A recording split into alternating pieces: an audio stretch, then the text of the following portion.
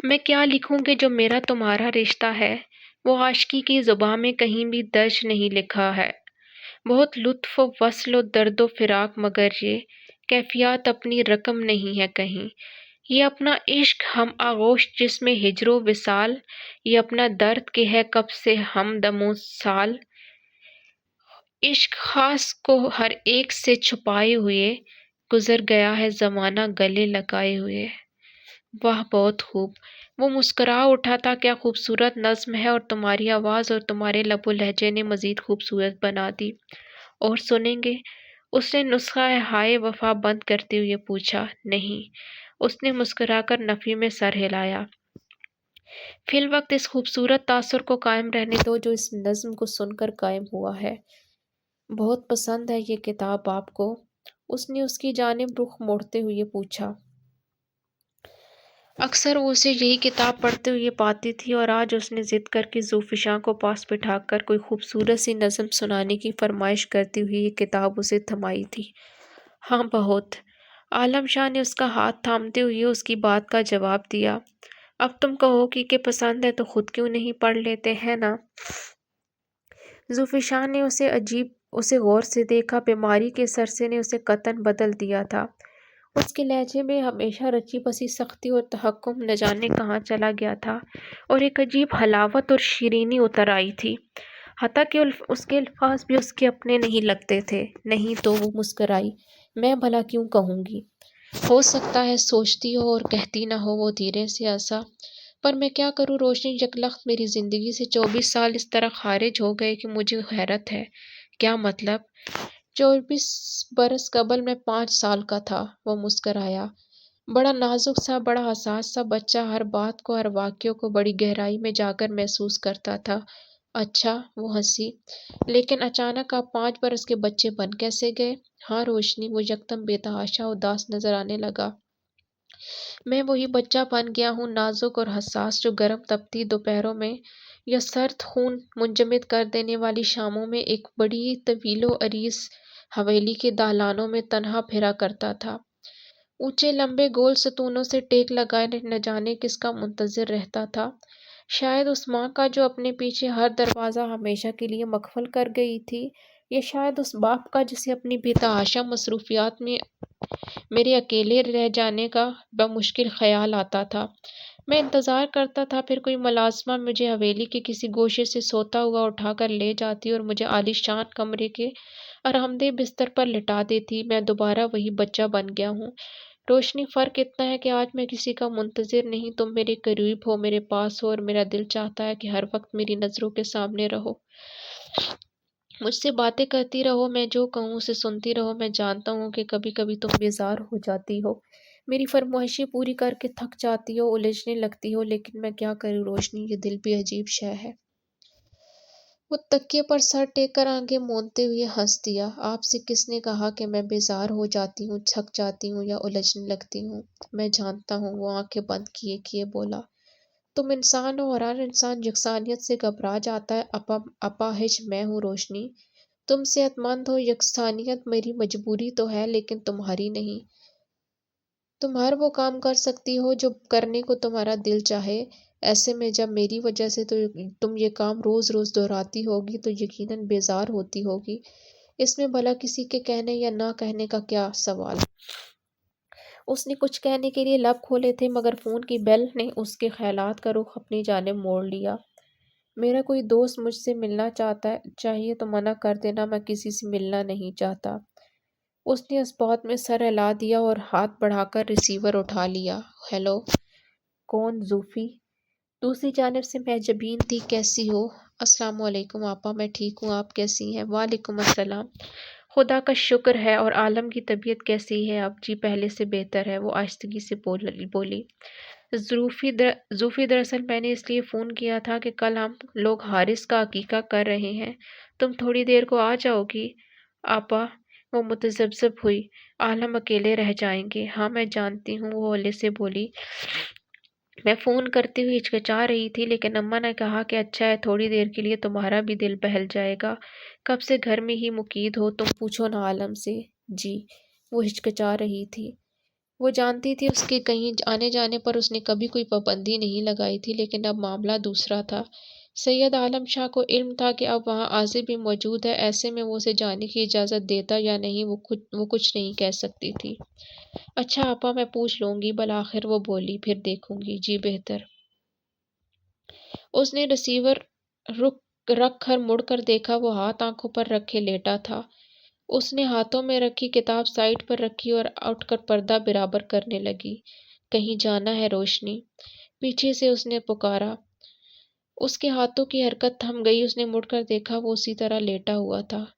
کل حارث کا عقیقہ ہے، آپا کہہ رہی تھی تھوڑی دیر کے لیے آ جانا۔ جانا چاہتی ہو؟ میرا کچھ ایسا خاص ارادہ نہیں ہے، لیکن وہ اصرار کر رہی تھی۔ چلی جانا۔ وہ جیسے بڑبڑایا۔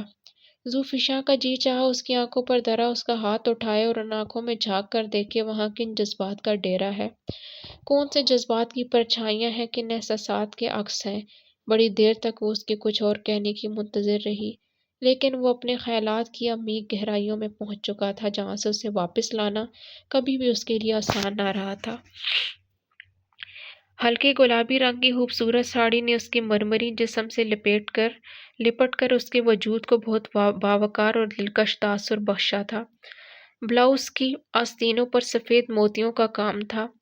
سچے موتیوں کا نازک ہار اس کی گردن کی خوبصورتیوں کو اضافہ کر رہا تھا۔ بالوں میں گجرا سجاتی اس کی نگاہ آئینے میں نظر آتے عالم شاہ کی نگاہ سے ٹکرائی، جو بڑے غور سے اسے دیکھ رہا تھا۔ وہ عجیب سے احساسات کا شکار ہو گئی۔ آج اس نے یہ سارا اہتمام عازر کے لیے کیا تھا، محض اس کو دکھانے کے لیے، یہ جتانے کے لیے کہ وہ خوش تھی اور اسے اپنے فیصلے سے مطمئن تھی۔ وہ نہیں چاہتی تھی کہ وہ کسی بیوہ کا سا روپ لیے اس کے سامنے جائے اور اس کے اندیشوں کو تقویت بخشے کہ وہ ناخوش ہے، سوچ سے بھری غزل ہے، اپنے فیصلوں سے غیر مطمئن ہے۔ مگر اب وہ سوچ رہی تھی کہ عالم شاہ کے ذہن میں اس وقت کون سی سوچ تھی، وہ اس کے چہرے پر کون سی تحریر تلاش کر رہا تھا، اس کی تیاری سے اس نے کیا نتیجہ اخذ کیا تھا۔ ایسے کیا دیکھ رہے ہیں؟ سادہ سے لہجے کی تہ میں کئی اضطراب پوشیدہ تھے۔ بہت دنوں بعد تمہیں اس طرح بنا سنورا دیکھا ہے۔ اس کا اپنا لہجہ بالکل سادہ تھا۔ اچھی لگ رہی ہو۔ مجھے کیا خبر تھی کہ میں صرف بن سنور کر ہی اچھی لگتی ہوں آپ کو؟ وہ ہنسی۔ پتا ہوتا تو ہر وقت ایسی ہی رہتی۔ اچھا ہوا آپ نے بتا دیا۔ پھر ایسا کرو کہ جاؤ ہی مت۔ وہ مسکرا دیا۔ کیا پتا کہ صرف فی الوقت ہی اچھی لگ رہی ہوں، بعد میں بن سنور کر بھی اچھی نہ لگوں؟ وہ ہنس دی۔ اچھا آپ کہتے ہیں تو نہیں جاتی؟ نہیں، وہ سنجیدہ ہو گیا۔ میں تو مذاق کر رہا تھا، تم جاؤ، تمہیں دیر ہو رہی ہوگی۔ وہ کلائی پر رسٹ واچ باندھنے لگی۔ کب تک لوٹو گی؟ ذوالفشاں نے محسوس کیا وہ بےقل تھا، اندر سے کہیں بہت بے چین تھا۔ جلدی لوٹوں گی انشاءاللہ، آپ کے کھانے کا کہہ جاؤں گی خیرہ سے۔ نہیں، وہ جلدی سے بولا، تم آؤ گی تو پھر کھانا کھاؤں گا میں۔ ذوالفشاں نے ایک نظر اسے دیکھا اور مسکرا دیا۔ اچھا ٹھیک ہے، اب آپ تھوڑی دیر کے لیے لیٹ جائیں، میں یہ تکیے نکال دوں؟ ہاں۔ اس نے گہرا سانس لیا۔ تھک گیا ہوں بیٹھے بیٹھے۔ ذوالفشاں اس کو سہارا دے کر لٹانے لگی۔ سنو روشنی، اس نے اچانک اس کے ہاتھ تھام لیے، میں ٹھیک ہو جاؤں گا نا؟ انشاءاللہ ضرور، وہ ہولی سے مسکرائی۔ اور نہ ہوا تو ہمیشہ اس طرح رہ جاؤں تو بولو؟ بری، بہت بری بات ہے، میری بات کا جواب دو۔ اس نے بے صبری سے اس کی بات کاٹی۔ میں ہمیشہ کے لیے ایسا رہ گیا تو بھی ساری عمر میں آپ کے ساتھ گزاروں گی اسی طرح۔ اس نے عالم شاہ کی سیاہ بھورا خوبصورت آنکھوں میں جھانک کر مضبوط لہجے میں کہا۔ زبردستی نہیں، اپنی رضا سے۔ رضا؟ وہ بڑبڑایا۔ رضا اور خوشی میں کتنا فرق ہوتا ہے؟ کیا ہوتا ہے؟ وہ محض خود سے بولا تھا، اس سے کچھ پوچھا نہ تھا جس کا وہ جواب دیتی۔ اس کی ایسی خود کلامیوں سے وہ ہمیشہ الجھ کر رہ جاتی تھی۔ جاؤ روشنی، اسے سوچ میں گم پا کر وہ بولا، تمہیں دیر ہو رہی ہے۔ وہ کھڑی ہوئی اور ہولے ہولے چلتی ہوئی کمرے سے باہر نکل گئی۔ اس کے وہاں چلے آنے سے وہ سب ہی خوش تھے، سب کے چہرے پر مسکرا اٹھے تھے۔ اب کیسی طبیعت ہے عالم کی؟ باری باری ہر کسی نے پوچھا، سب سے ملتی، سب کو جواب دیتی، وہ اچانک ہی تھمی تھی۔ حارث کو گود میں لیے پیار کرتا وہ لاتعلق سا بیٹھا تھا، ہولے ہولے اس سے نہ جانے کیا باتیں کر رہا تھا۔ کیسے ہو عازر؟ وہ خود جان کر اس تک آئی تھی۔ شکر ہے خدا کا، تم کیسی ہو؟ پھر وہ جھک کر حارث کو اس کی گود سے لینے لگی۔ اس کا گجرا عازر کی نظروں کے سامنے ہلنے لگا۔ اس کی خوشبو اس کے گرد بکھرنے لگی۔ سختی سے دانت پر دانت جما کر اس نے رخ موڑ لیا۔ حارث کو لیتے لیتے ذوالفشاں کو اچانک اس کی کیفیات کا علم ہو گیا تھا۔ لمحہ بھر کی تاخیر کیے بغیر وہ وہاں سے ہٹ گئی۔ مہجبین سے باتیں کرنے لگی۔ بڑی دیر بعد اس نے رخ موڑا تو اس کی نگاہ عازر پر پڑی۔ وہ اپنی سابقہ کیفیت سے تاحال باہر نہ آ سکا تھا۔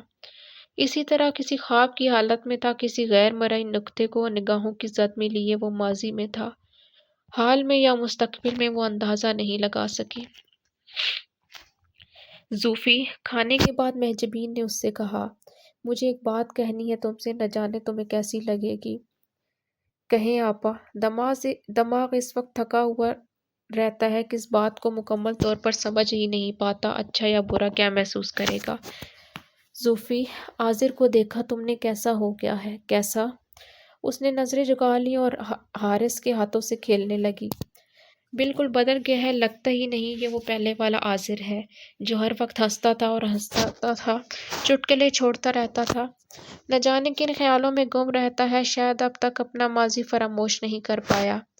یہ جدہ میں تھا، پھوپھی اماں اس کی منتیں کیا کرتی تھی کہ واپس آ جائے، شادی کر کے گھر بسا لے، گولی مار ایگریمنٹ کو، مگر جب یہ لوٹا ہے ہر کوئی اداس اور پریشان ہو گیا ہے۔ اسے کب کسی نے اس طرح دیکھا ہے، ٹوٹا ہوا، بکھرا ہوا، اپنے خیالوں میں گم۔ ہم سب نے شادی کے لیے اصرار کیا مگر یہ کبھی کسی طرح نہیں مانتا، کہتا ہے شادی کرنی ہی نہیں ہے۔ وہ خاموش ہوئی تو ذوالفشاں نے نظر اٹھا کر اسے دیکھا۔ اس کی نظروں میں سوال تھا کہ مہجبین اس سے کیا چاہتی ہے۔ میں چاہتی ہوں زوفی تم مجھ سے بات کرو، بالآخر اس نے کہا۔ میں کیا بات کروں؟ یہی سمجھاؤ اسے کہ ماضی کو ماضی سمجھے اور حال کو حال۔ میں جانتی ہوں وہ کبھی تمہارا کہا نہیں ٹالتا، تم اسے سمجھاؤ گی شاید وہ مان جائے گا۔ اسے کہو کہ سب اس کی طرف سے فکر مند ہے، پریشان ہے۔ پھوپھی اماں چاہتی ہیں کہ جلد از جلد اس کی شادی کر لی جائے، انہوں نے لڑکی بھی پسند کر لی ہے۔ ذوالفشاں نے چونک کر اسے دیکھا۔ اچھا، کون ہے؟ پھوپھا کے دور پرے کے کوئی بھائی ہیں، ان کی بیٹی ہے نغمانہ، اچھی خوبصورت لڑکی ہے، پڑھی لکھی، سلیقہ مند، رکھ رکھاؤ میں بھی اچھی ہے۔ آپ خود کیوں نہیں بات کرتی؟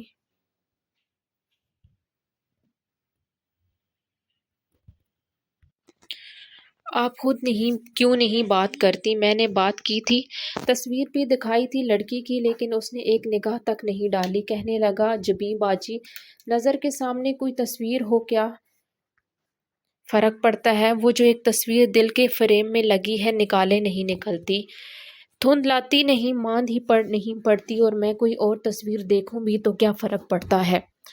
خوشی اور دکھ کی انتہائی متضاد کیفیات سے انسان ایک ساتھ بھی دوچار ہو سکتا ہے۔ ذوالفشاں کو اندازہ ہوا۔ میں چاہتی ہوں تم اسے سمجھاؤ، اس سے ضد کرو کہ مان لے، سب کی بات ضد چھوڑ دے، ایک بار شادی ہو جائے تو سب بھول جائے گا۔ شادی اور برین واشنگ کا آپس میں کیا تعلق ہے ذوالفشاں؟ بڑی دیر تک سوچتی رہی لیکن اس کی سمجھ میں نہ آیا، شاید اس لیے کہ وہ خود بھی شادی شدہ تھی۔ کیا سوچنے لگی ہو؟ جی کچھ نہیں، وہ چونک اٹھی۔ پھر کرو گی نا بات؟ جی کروں گی، لیکن وہ ہے کہاں؟ اوپر اپنے کمرے میں ہے، تم بھی وہاں چلی جاؤ، وہاں آرام سے بات ہو سکتی ہے۔ نہیں آپا، اس طرح اچھا نہیں لگتا، وہ ہچکچائی۔ اماں ابا سب یہی ہیں، پھوپھی اماں نے مجھ سے خود کہا ہے تم سے یہ بات کرنے کے لیے، اور اماں بھی وہی تھی، وہ جانتی ہیں کہ تمہیں اس سے کیا بات کرنی ہے۔ ناچار اٹھ کھڑی ہوئی وہ، حارث کو اسے تھما کر سیڑھیوں کی جانب بڑھ گئی۔ ہلکے ادھک کے قدم بڑھاتی، ذہن میں جملوں کو ترتیب دیتی، وہ بالآخر اس کے کمرے تک جا پہنچی۔ دروازے پر پڑا پردہ اس نے ذرا سا سرکا کر اندر جھانکا۔ وہ میز کے سامنے رکھی کرسی پر بیٹھا تھا، پشت سے سر ٹکا کر، آنکھیں بند کیے، نہ جانے وہ کس سوچ میں تھا۔ اس کا جی چاہا جا کر اس کی بند آنکھوں پر ہاتھ رکھ کر دیکھے اس کے منہ سے کس کا نام نکلتا ہے۔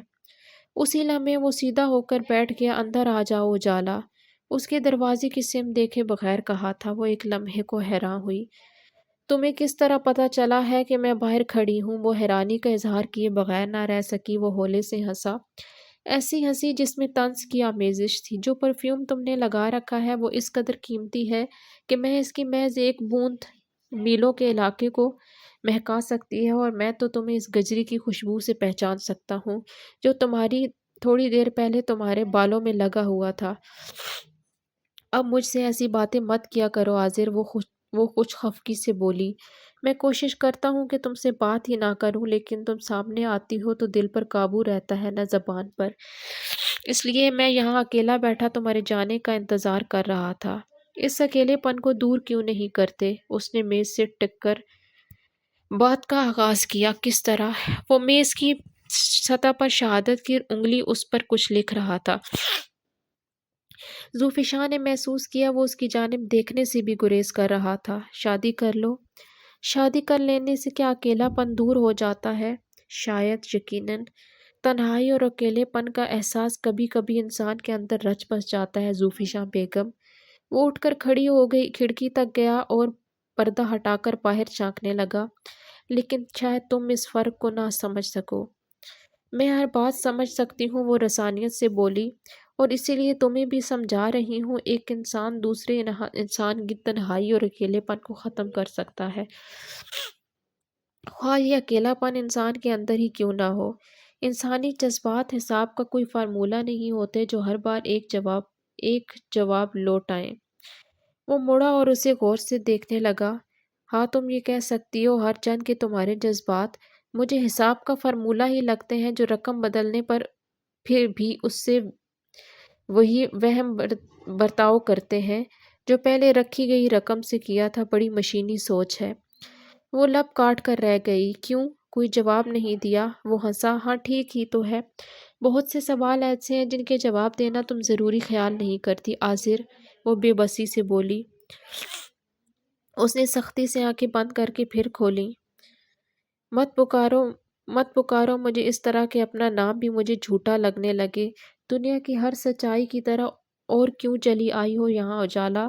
تم کیا چاہتی ہو؟ میں پاگل ہو جاؤں، دیواروں سے سر پھوڑوں؟ میں تمہاری طرف بڑھتا ہوں تو تم پلٹنے کا بھاگنے لگتی ہو، مایوس ہو کر لوٹتا ہوں تو تم میرے پیچھے آتی ہو۔ تم کیا چاہتی ہو؟ کیا؟ میں چاہتی ہوں کہ تم شادی کر لو، گھر بساؤ، خوش رہو۔ کیا تم دیکھتے نہیں ہو کہ تمہاری وجہ سے کتنے لوگ پریشان ہیں؟ پھوپھی، اماں، پھوپھا، ابا، جبیں آپا۔ تم اس طرح کیسے اندر ہی اندر سلگنے لگے ہیں، کھلنے لگتے ہیں؟ سب تمہیں بے تحاشا چاہتے ہیں عاذر، اور جنہیں چاہا جائے انہیں ٹوٹتا اور بکھرتا ہوا نہیں دیکھا جا سکتا۔ جب ایک بات مجھے خوشی نہیں دے سکتی تو کیوں کروں میں وہ کام؟ وہ جھلایا۔ دوسروں کی خوشی کی خاطر ہی صحیح، دوسروں کی خوشی۔ وہ ضد ہوا۔ میری اپنی بھی کوئی زندگی ہے، میری اپنی بھی خواہشات ہیں۔ کیا ساری زندگی دوسروں کی خوشیوں کے لیے ہی بسر کروں گا میں، یا اپنی مرضی سے بھی اپنی زندگی کا ایک حصہ گزار پاؤں گا؟ جواب دو۔ لیکن اس طرح تم بھی تو خوش نہیں ہو۔ وہ عاجز سی ہو کر کرسی پر ٹک رہی۔ سکون سے ہوں، جی رہا ہوں، مجھے ایسے ہی رہنے دو۔ وہ بھی تھک کر بیٹھ کے کنارے بیٹھ گیا۔ بڑی دیر تک دونوں اپنے اپنے خیالات میں ڈوبے خاموش بیٹھے رہے۔ پھر نہیں مانو گے میری بات؟ آخر سر اٹھا کر اس نے بڑی آس سے پوچھا۔ کتنی باتیں منواؤ گی اجالا؟ اس نے سر اٹھایا۔ کوئی فیصلہ تو مجھے بھی کر لینے دو۔ یہ میں تمہارے بھلے کے لیے کہہ رہی ہوں عاذر، یقین کرو میں نے کبھی تمہارا برا نہیں چاہا، ہمیشہ تمہاری خوشیوں کے لیے دعا کی ہے۔ پتہ نہیں تمہاری دعائیں قبول کیوں نہیں ہوتی؟ وہ بڑبڑایا۔ شاید میرا اپنا اعمال نامہ بہت سیاہ ہے۔ اس کے اندر دھواں سا پھیل گیا، آنکھیں پھر لبالب بھر گئیں۔ اب رو رہی ہو؟ وہ ہنس دیا۔ عجیب لڑکی ہو، دکھ بھی دیتی ہو، روتی بھی خود ہو، شکایت بھی کرتی ہو۔ کیا چاہتی ہو یار کزن تم؟ وہ خاموش بیٹھی اپنے ہاتھوں کو گھورتی رہی۔ تم ساڑی پہن کر اچھی لگتی ہو۔ کچھ دیر بعد وہ بات بدل کر بولا۔ ہاں، عالم کو بہت پسند ہے یہ لباس۔ اس نے سر اٹھایا۔ اس کی ضد پر پہنتی ہو؟ انہوں نے کبھی مجھ سے کام کے لیے ضد نہیں کی، بس کبھی کبھار اپنی پسند کا اظہار کر دیتے ہیں، اور تم اس کی پسند کا خیال رکھتی ہو۔ وہ ہنسا۔ اچھی بیوی ہو۔ اچھا، تم یہیں رکو گی؟ اس نے چونک کر سر اٹھایا اور کھڑکی سے باہر سیاہ آسمان کو دیکھا، پھر گھبرا کر اپنی رسٹ واچ۔ او خدایا، 11 بج گئے۔ نہ جانے کیوں اس کا دل دھک سے رہ گیا۔ بہت دیر ہو گئی، میں چلتی ہوں۔ وہ مڑ کر تیزی سے باہر نکل گئی۔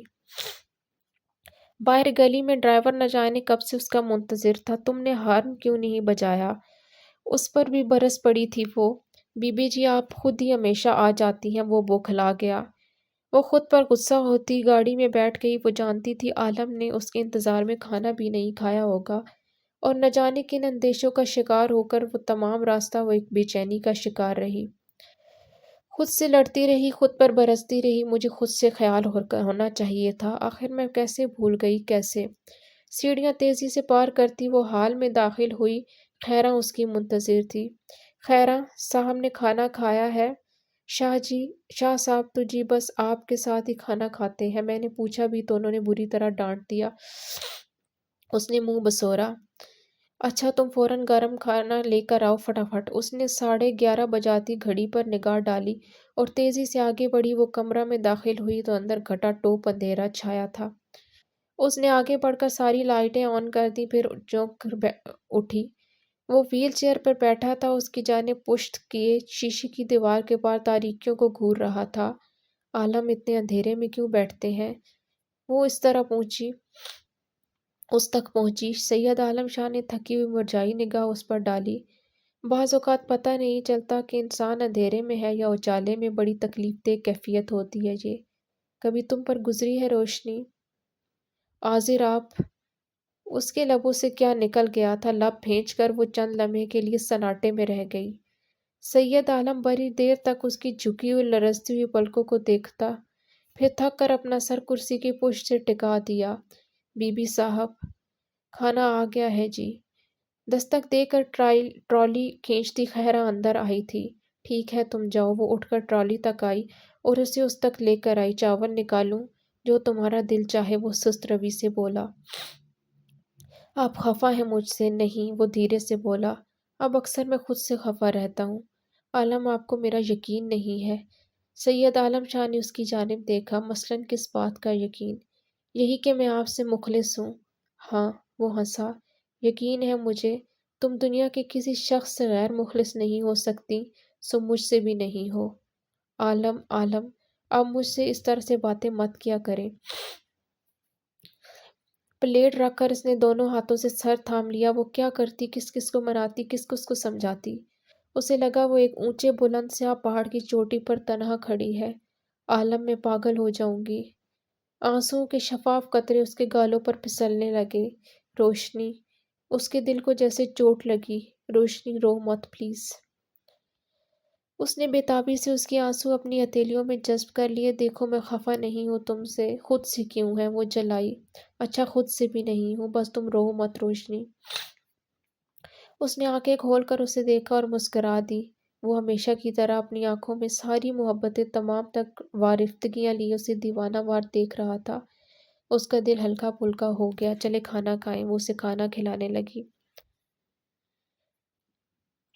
بڑی تھکی ہاری وہ لوٹی تھی۔ سارے دن کی شاپنگ نے اس کا جوڑ دکھا دیا تھا اور کچھ اس کا شاپنگ کا موڈ بھی نہ تھا، لیکن بہت سی چیزیں تھیں جو اس کی ضرورت تھیں۔ پچھلے کافی دنوں سے وہ اس قدر مصروف تھی کہ باوجود کوشش کے بازار جانے کا وقت نہیں نکال پائی تھی۔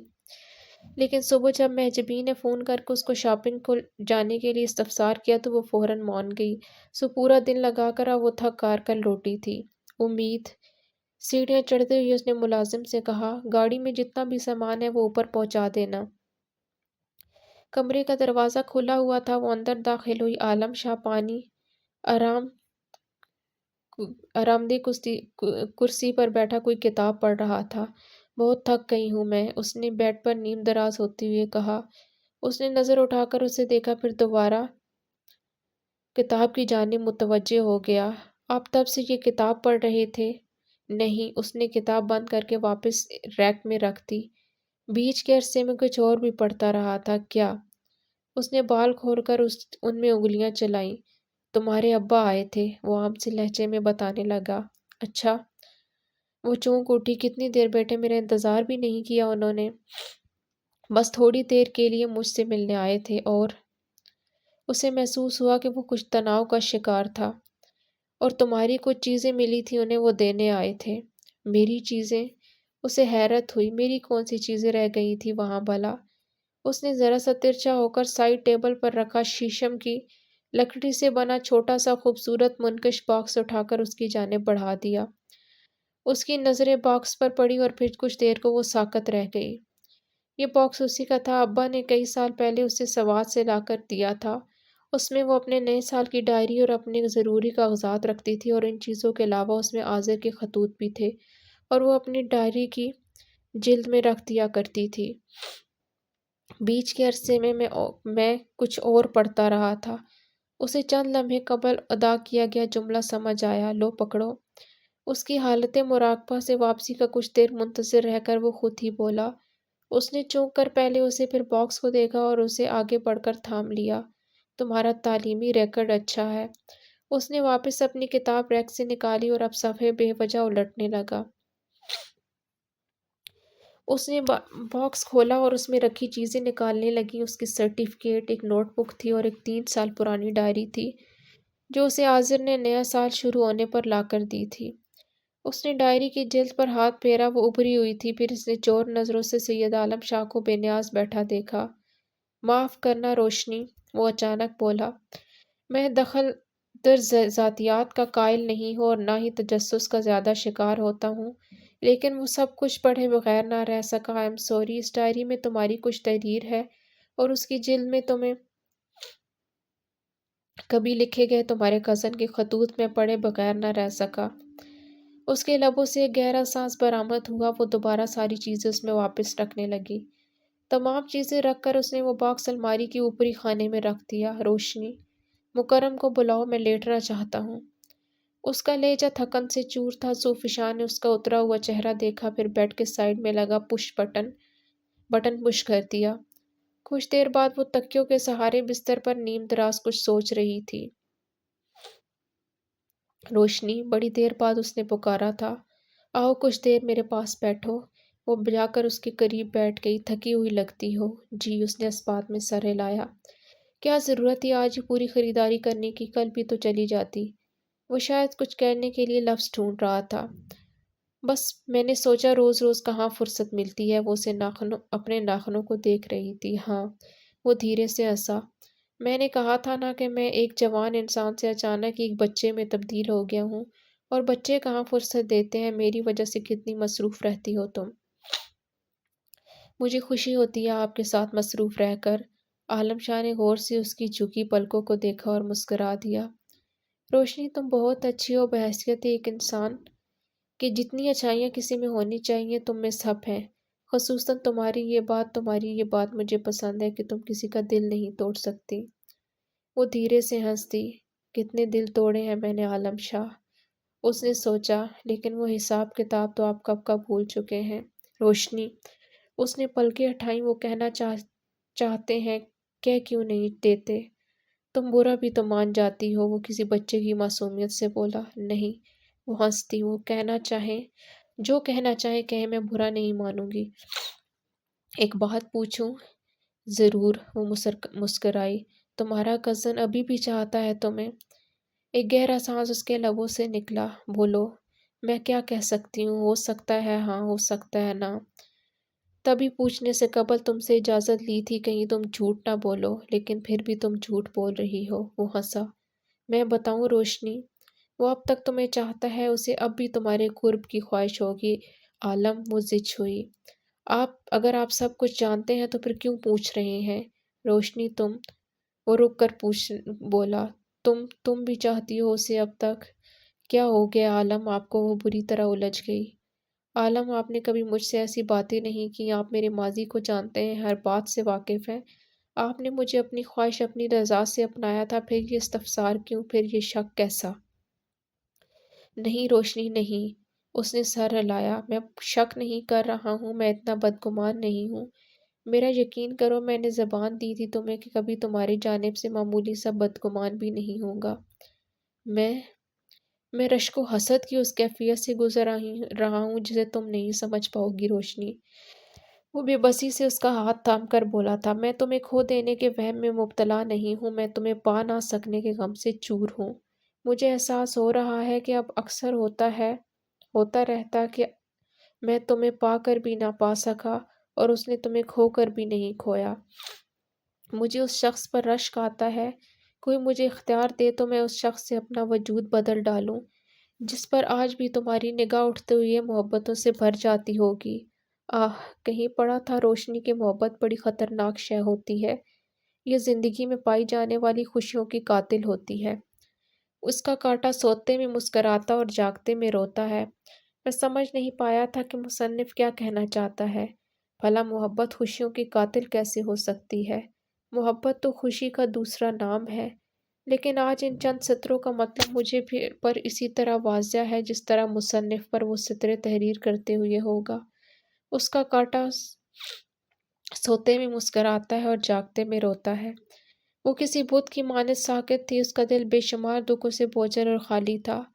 روشنی کوئی میری ساری زندگی کے تجربوں کا نچوڑ مانگے تو میں کہوں گا کہ کبھی کسی عورت کو اس کی رضا کے بغیر مت اپنانا، اور اپنا لو تو کبھی اس سے محبت کی خواہش مت کرنا۔ میں نے عورت کو ہمیشہ کمزور سمجھا، موم کی گڑیا کی طرح، لیکن ایک عمر برتنے کے بعد میں نے یہ جانا، عورت موم ہے یا پتھر اس کا فیصلہ وہ خود کرتی ہے۔ کسی دوسرے شخص کو اسے موم یا پتھر کا خطاب دینے کا حق نہیں ہوتا۔ وہ خود چاہے تو موم بن کر محبوب کے اشاروں کی سمت مڑتی رہتی ہے، اور پتھر بننے کا فیصلہ کر لے تو کوئی شخص بھکاری بن کر بھی اس کی نگاہ التفاق تک نہیں پا سکتا۔ اپنی ہستی تمہارے نام لکھ کر بھی میرا دل ایک کشکول کی طرح خالی ہے روشنی۔ یہ وہ کشکول ہے جو محبت اور مروت اور جبر کے تحت دیے گئے تمام سکے نیچے گرا دیتا ہے، جیسے کسی اندھے فقیر کو خود بخود خبر ہو جائے کہ اسے دیا جانے والا سکہ کھوٹا ہے۔ یہ کشکول محض محبت سے بنا سکہ مانگتا ہے روشنی، سو اب تک خالی ہے۔ وہ جانتی تھی ان تمام باتوں کے جواب میں کہنے کے لیے اس کے پاس ایک حرف بھی نہیں، سو وہ خاموش رہی تھی۔ سید عالم شاہ نے اس پر نگاہ ڈال کر ایک ٹھنڈی سانس بھری، اس سانس میں 1000 صدیوں کی تشنگی تھی۔